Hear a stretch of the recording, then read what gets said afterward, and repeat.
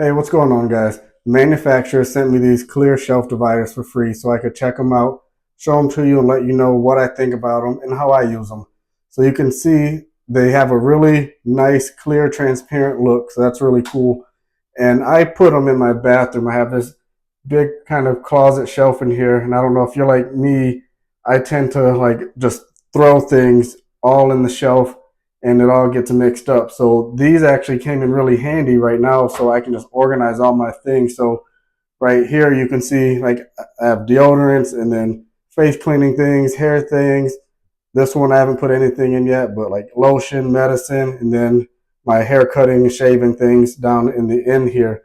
So it just makes it so as you start to fill up your shelves, like things don't get all cluttered and mashed together. It makes it just super easy to organize and find whatever you're looking for. I'll just show you a quick measurement. So I've got my tape measure here. So you can see the actual divider part itself is about 11 inches. So my total shelf is about 12 inches. So the divider part comes out to about 11 and a quarter. So that's what you get for space there. And then in terms of thickness, you're good for, so I have about a 3/4 inch shelf. These are good for about 1 inch shelves.